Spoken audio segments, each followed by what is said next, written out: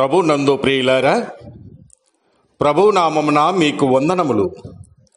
ఈరోజు దేవుని యొక్క వాక్య ధ్యానము ప్రకటన గ్రంథము 21వ అధ్యాయము 8వ వచనము.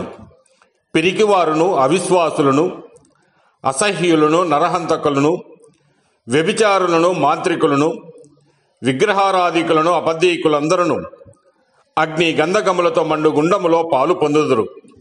ఇది రెండవ మరణం. దేవుడి మాటలు దీవించి ఆశీర్వదించునుగాక. గమనించండి ప్రియులారా, ఇక్కడ మనము చదువుకున్న లేఖన భాగములలో అగ్ని గంధకములతో మండు గుండములో పాలు పొందుదురని తెలియజేస్తున్నాడు. అలాగనే వారి యొక్క జాబితాను దేవుడు తెలియజేస్తూ ఉన్నాడు. అందులో పిరికివారు ఒకరు. పిరికివారు దేవుని రాజ్యమునకు వారసులు కారు అని సెలవిస్తూ ఉన్నాడు. ఈనాడు పిరికితనాలలో చాలా రకాలు ఉన్నాయి.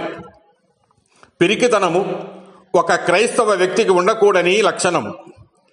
దేవుడు ధైర్యవంతులను ప్రేమిస్తాడు, మరియు పిరికి వారిని కాదు. పిరికితనము మనల్ని దేవుని పని నుండి, ఆశీర్వాదముల నుండి దూరం చేస్తుంది. ధైర్యంగా దేవుని వాక్యాన్ని ప్రకటించాలి, మరియు ఆయన చూపిన మార్గంలో నడవాలి. పిరికితనం అనేది ఒక వ్యక్తిని దేవునికి దూరం చేసే ఒక బలహీనత. బైబిల్లోని అనేక మంది భక్తులు వారి జీవితంలో ధైర్యంగా వ్యవహరించారు, మరియు దేవుని శక్తితో గొప్ప కార్యాలు కూడా చేశారు. ఉదాహరణకు, మోషే ఇజ్రాయేలీయులను ఐగుప్తు నుండి విడిపించడానికి ధైర్యంగా ఫరో రాజుతో మాట్లాడాడు. అదేవిధముగా దావీదు ధైర్యంగా గొల్లియాతును ఓడించాడు.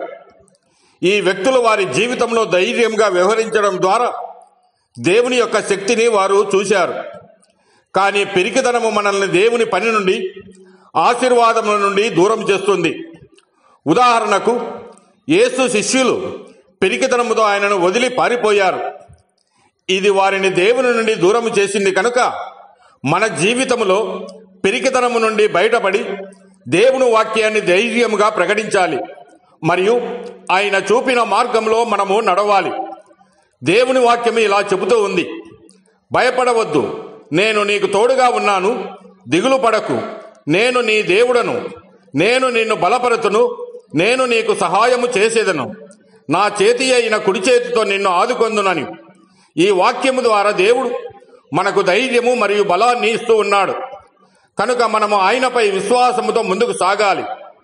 పిరికితనము నుండి విముక్తి పొందడానికి మనము ప్రార్థన చేయాలి, మరియు దేవుని వాక్యాన్ని ధ్యానించాలి.